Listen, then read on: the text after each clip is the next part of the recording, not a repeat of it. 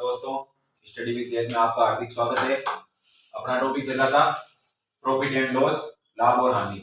इसका last lecture अपना बचा हुआ है, पर अपन ये लेक्चर कर रहे हैं 7 दिनों के बाद में, क्योंकि मेरी तबीयत खराब हो गई थी और बाद में प्रयागराज दर्शन करके आए, इसकी वजह से अपन का बीच में गैप रह गया 7 दिन का। ठीक है, तो इसका लास्ट लेक्चर ही है। इसमें 4 क्वेश्चन बचे हैं, ये भी बिल्कुल अपना इजी है, जो खुद भी कर सकता है इंसान, जो मेहनत कर रहा है इतने दिनों से, इसके क्वेश्चंस कर रहा है, जिसने परसेंटेज का टॉपिक कर रखा है, वो ये क्वेश्चंस आराम से कर सकता है।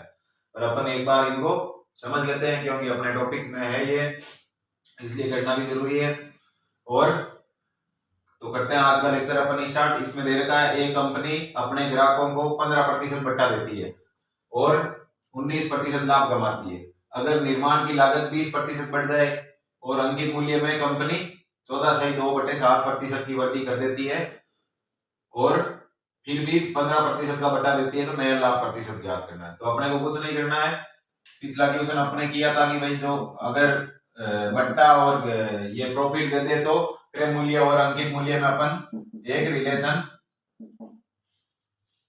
निकाल सकते हैं। वो है क्या होगा, बट्टा दे लिए तो इसमें से माइनस कर देंगे और जो प्रॉफिट हो रहा है वो इसमें प्लस कर देंगे। कितना हो रहा है 19, तो जो इनका रेशियो आएगा वो क्या आएगा, यहाँ से 85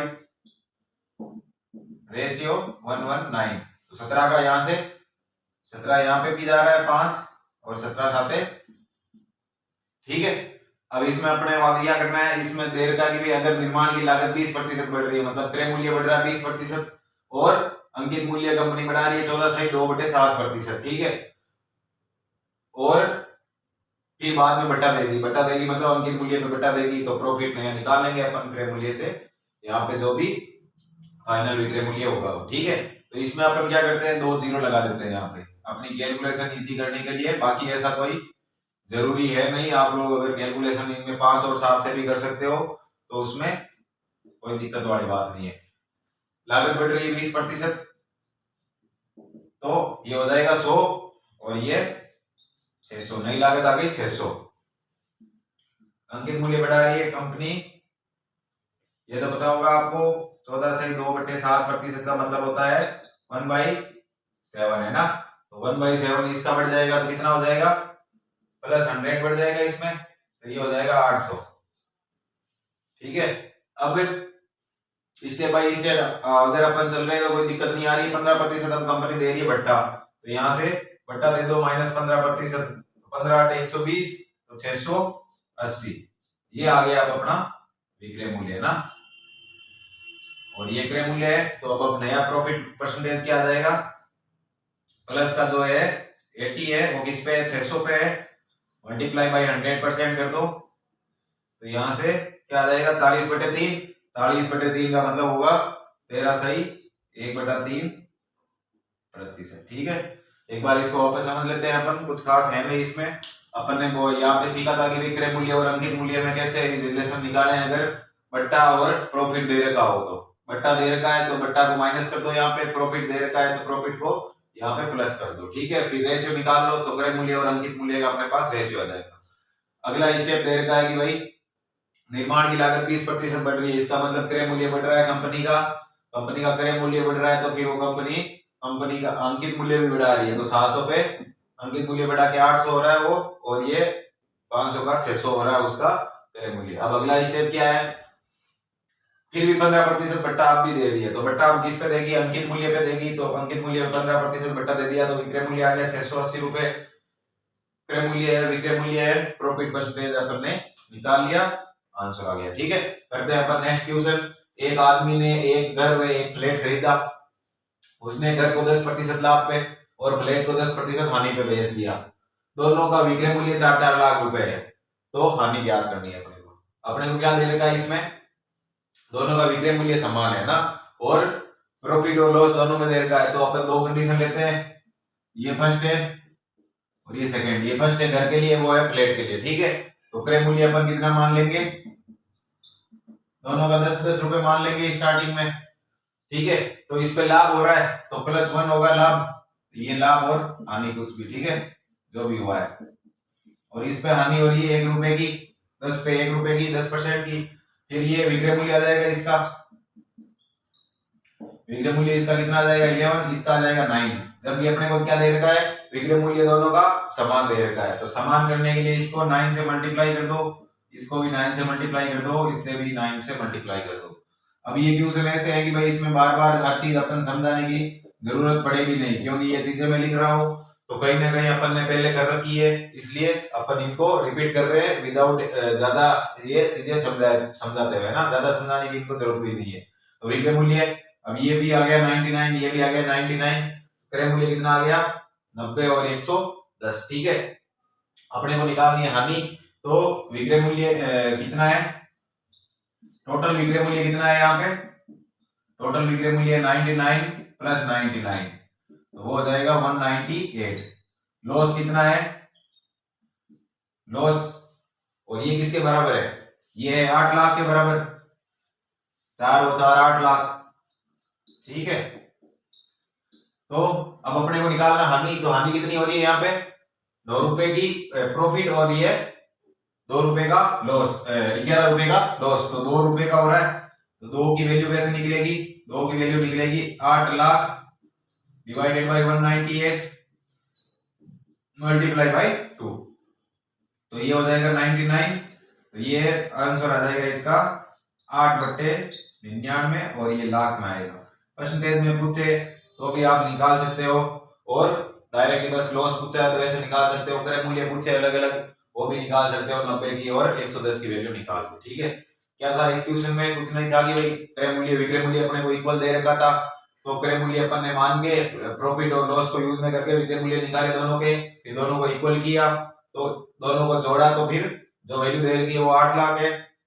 अब अपने को लॉस यहाँ से पता चल रहा है कि भाई लॉस कितना आ रहा है -2 है, 2 की वैल्यू अपन ने निकाल ली, तो ये लॉस आ गया। ठीक है, तो करते हैं अपन इस पे नेक्स्ट क्वेश्चन।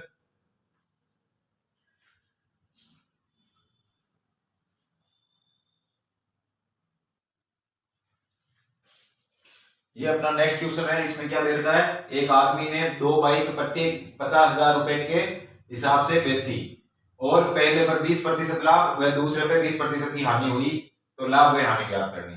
सेम पिछले वाला क्वेश्चन ही है, और इसमें एक थ्योरी लिख लेनी है आप लोगों को कि भाई अगर दो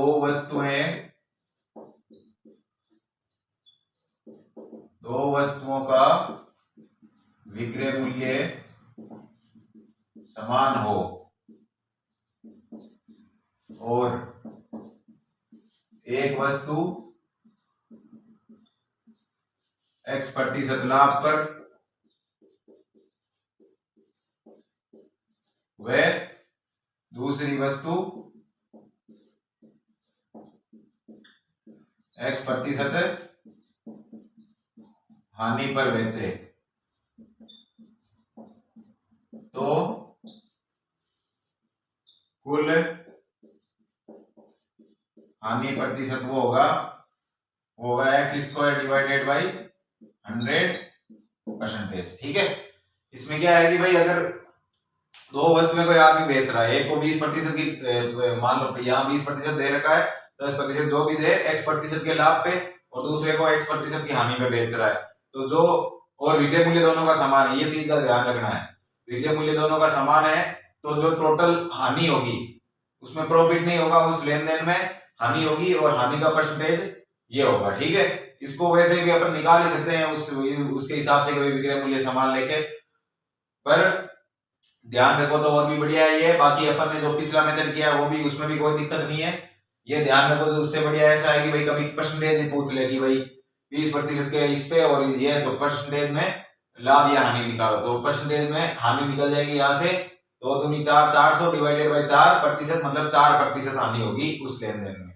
इसलिए ये दिखा दिया कि यहाँ एक बार इसको आप ध्यान में रखना है इसको। तो यहाँ से हानि प्रतिशत कितना आएगा, जो है वो हानि प्रतिशत है वो होगा 20% का होल स्क्वायर हो जाएगा यहाँ से, क्योंकि दोनों इक्वल है, डिवाइडेड बाय 100%, तो 4% आएगा। ठीक है, तो 4% का मतलब क्या है, 1/25 है, ये क्या है क्रय मूल्य, और ये ऊपर ये यहाँ पे है हानि। ठीक है, मतलब 25 रुपए पे 1 रुपए की हानि हुई है, ठीक है। जब अब विक्रय मूल्य यहाँ से कितना हो जाएगा, अपने को तो प्रॉपर ये पूछी है ना भाई कि लाभ या हानि ये निकालो, परसेंटेज नहीं पूछा, परसेंटेज पूछता तो यही अपना क्वेश्चन खत्म हो जाता, ठीक है। तो विक्रय मूल्य यहाँ से हो जाएगा 24, और 24 की वैल्यू अपने को कितनी दे रखी है, 50 और 50 1 लाख रुपए ना। अपने को निकालनी किसकी है, इसकी हानि की, तो हानि कितनी है, 1 है, तो वो हो जाएगा 1/24 लाख रुपए, ठीक है।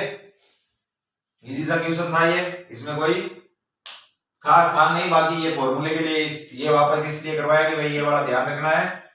अगर ये वाला क्वेश्चन हो गया हो आप लोगों से तो एक बार वापस पिछला वाला क्वेश्चन में जाना है, और जो अपन ने बेसिक से किया था वो पिछला वाला क्वेश्चन, उसमें ये फॉर्मूला लगा के ट्राई करना है कि भाई आंसर वही सेम जो अपन ने निकाला वो आ रहा है कि नहीं आ रहा, ठीक है। एक बार इसको वापस समझ लेते हैं। अगर सेलिंग प्राइस इक्वल हो और एक पे x% का लाभ से बेचे और दूसरे को x% की लॉस से बेचे, तो जो ओवरऑल लॉस होगा वो लॉस परसेंटेज होगा x² डिवाइडेड बाय 100%। तो यहाँ 20% हानि और 20% लाभ से बेच रहा है, और विक्रय मूल्य समान है 50,000 रुपए, तो जो हानि प्रतिशत होगा वो 4% होगा, तो 4% का मतलब है कि भाई 1/25 है, ठीक है। तो हानि ये हो गई, ये क्रय मूल्य हो गया, तो विक्रय मूल्य कितना हो गया, 25 में से 1 माइनस कर देंगे 24, 24 की वैल्यू अपने को दे रखी है 50,000 रुपए, एक की 50,000 रुपए नहीं लेनी है, यहाँ पे 1 लाख लेनी है, क्योंकि ओवरऑल हानि की बात कर रहे हैं आप अपन यहाँ पे। तो ये चीज आपको ध्यान में रखनी है कि भाई ओवरऑल हानि कितने पे हुई है, 1 लाख पे हुई है सेलिंग पे, तो 24 की वैल्यू 1 लाख है, तो अपने को निकालनी है हानि की वैल्यू 1 की, तो वो हो जाएगी 1/24 लाख रुपए, ठीक है। तो ये ध्यान में रखना आप लोगों को परसेंटेज वाला फॉर्मूला, ताकि आगे भाई एग्जाम में ऐसा क्वेश्चन आए तो वो फटाफट यहाँ से हो जाए, ठीक है। करते हैं अपन इस टॉपिक का लास्ट क्वेश्चन, ठीक है, जो लंबा सा दिख रहा है, पर देखते हैं इसमें कितना टाइम लगता है अपने को। ए और बी ने समान की कीमत पर कोई वस्तु खरीदी, क्रय मूल्य समान है, बाद में सी ने दोनों वस्तुएं 240 के हिसाब से खरीद ली, इसका मतलब विक्रय मूल्य भी समान है, से ले ली। ए का लाभ b% है, जबकि बी का लाभ q% है। ये क्या हो गया, यहाँ इसका रीजन अभी देखते हैं, कोई ना, क्योंकि वह अपना लाभ प्रतिशत विक्रय मूल्य पे निकाल रहा है, बी अपना लाभ प्रतिशत है विक्रय मूल्य पे निकाल रहा है, इसलिए q% आ रहा है, नहीं तो b% ही आता वहां पे अगर वो क्रय मूल्य पे निकालता, क्योंकि दोनों का क्रय मूल्य सेम है और विक्रय मूल्य भी सेम है। अगर सी एक वस्तु को p% लाभ पे बेचे तो नया विक्रय मूल्य निकालना है, क्यू की वैल्यू दे रखी है 41 सही 2/3% ऑफ पी। तो एक बार अपन क्यू और पी को इनके बीच में संबंध निकाल लेते हैं, ये हो जाएगा 123 और 125/3, और नीचे आ जाएगा 100 ऑफ पी, है ना। तो ये यहां से आ जाएगा क्यू बराबर आ जाएगा यहां से 5/12 पी, ठीक है। परसेंटेज कन्वर्ट करना आता है आप लोगों को, बार बार बताने की जरूरत नहीं है। तो ये हो गया। अब अपन मान लेते हैं कि भाई ये है ए का और ये बी का, ठीक है। तो क्रय मूल्य अपन मान लेते हैं कि भाई ये एक्स में इसको खरीदा, इसने भी एक्स में खरीदा। विक्रय मूल्य ये है, सी को बेच रहे हैं कितने में, 240 में बेच रहा है। ये भी जो भी लैंग्वेज दे रखी है वो बस उतारते जाओ, अपने आप ही आपको आइडिया लग जाएगा कि अपन को आगे क्या करना है, ठीक है। ये चीजें आप धीरे धीरे अब तो सीख रहे होंगे कि भाई क्वेश्चन देख के एक बार के लिए उसको ट्राई तो करो कम से कम, तो अपने आप ही कहीं ना कहीं तो उसका सॉल्यूशन मिलेगा ही मिलेगा, ठीक है। तो ए का x p% है प्रॉफिट, तो p% किस पे होगा, x पे होगा, तो वो ये हो जाएगा यहाँ पे p%। और दूसरा क्या है, बी का लाभ है q%, जो कि विक्रय मूल्य पे, तो 240 पे है वो, 240 पे q% है, ठीक है। यही चीज है। तो अब क्या है कि भाई दोनों ये x में खरीद के 240 में बेच रहा है, ये भी x में खरीद के 240 में बेच रहा है, मतलब इनका प्रॉफिट जो ओरिजिनल प्रॉफिट है वो तो सेम ही हो रहा है, पर प्रॉफिट का परसेंटेज चेंज इसलिए हो रहा है कि भाई ये तो x पे निकाल रहा है और ये 240 पे निकाल रहा है। ये चीज आपको समझ में आ गई होगी यहाँ पे। तो अपन क्या करते हैं, इनका प्रॉफिट इक्वल करते हैं, तो प्रॉफिट इक्वल करते हैं यहां से, तो वो हो जाएगा किस पे, p% है, कैसे निकालेंगे प्रॉफिट, 240 में से x, या फिर p के हिसाब से निकालेंगे, क्योंकि भाई अपन p को यूज में लेना है, और ये वैल्यू निकालनी है अपने को। तो यहां से P परसेंटेज किसका होगा, x पे होगा, तो x का P परसेंटेज कितना हो जाएगा, x multiply by P by 100, ये हो गया प्रॉफिट। x का P प्रतिशत ये हो जाएगा प्रॉफिट, ठीक है। ये इक्वल किसका होगा, ये इक्वल यहां से कितने किसके इक्वल होगा, इसका निकालेंगे अपन Q परसेंटेज 240 पे, 240 का Q परसेंटेज है ना, यही है। तो ये अपना आ जाएगा यहां से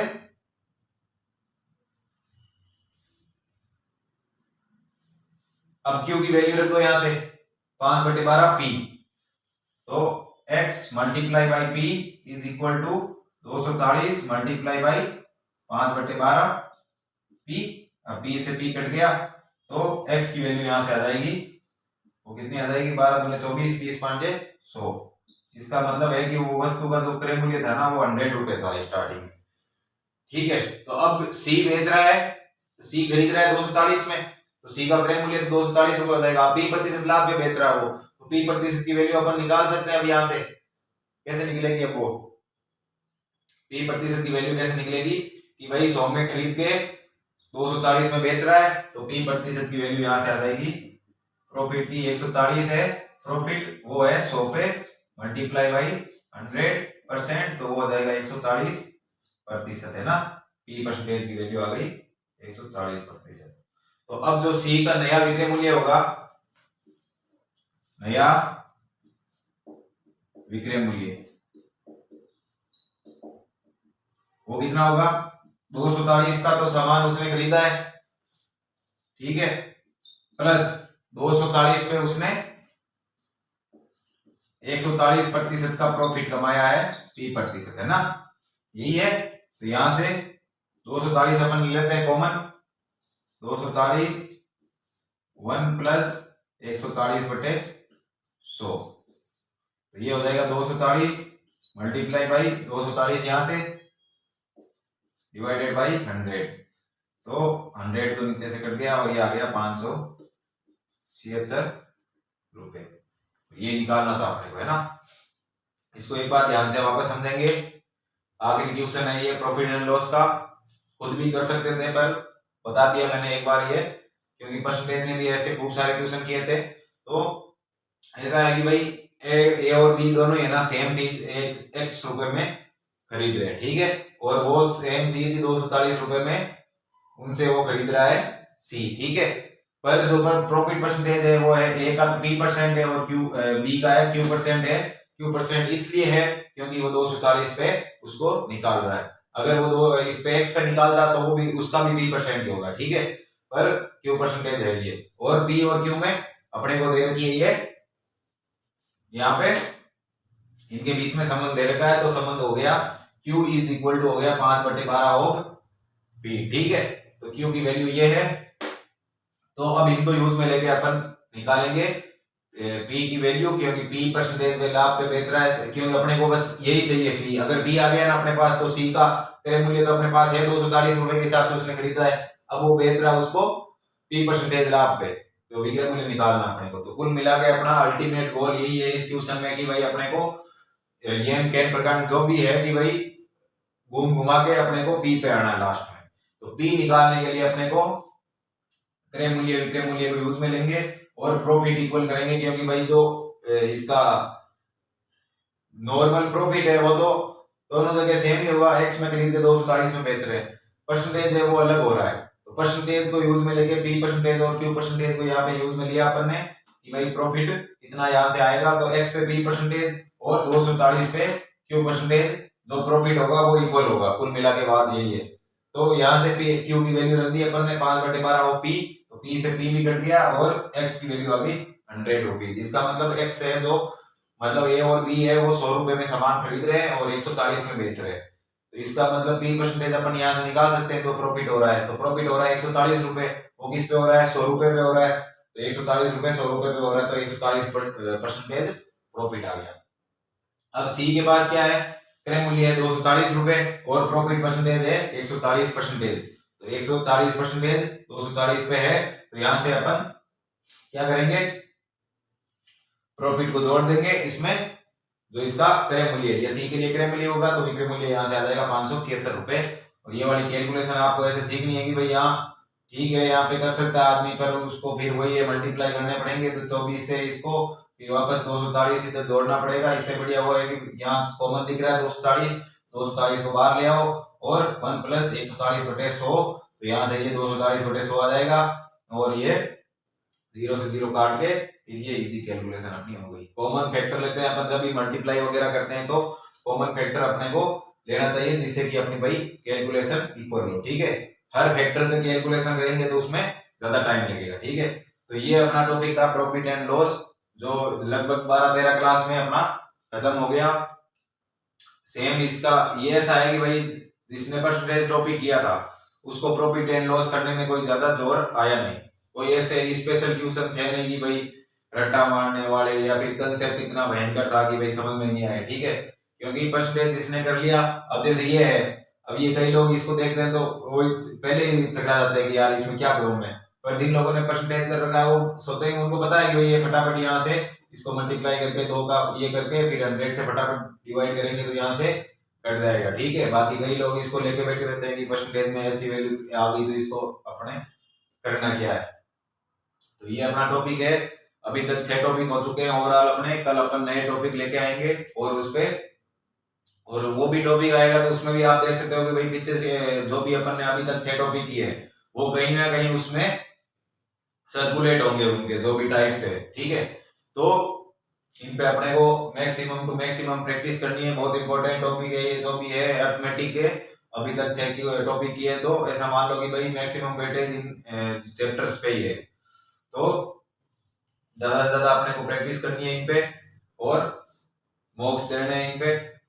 फिर भी नहीं आया क्वेश्चन तो वापस जाके इनको देखना है कि भाई इसमें किस टाइप का ये क्वेश्चन था और इसमें क्या कर रहे थे, इसमें मैं क्या कर सकता हूँ, मैंने क्या प्रैक्टिस की और क्या आउटपुट रहा मेरा, उस हिसाब से चैप्टर्स ये करने होते हैं। ठीक है, तो मिलते हैं अपन नेक्स्ट लेक्चर में, तब तक के लिए बाय बाय, धन्यवाद।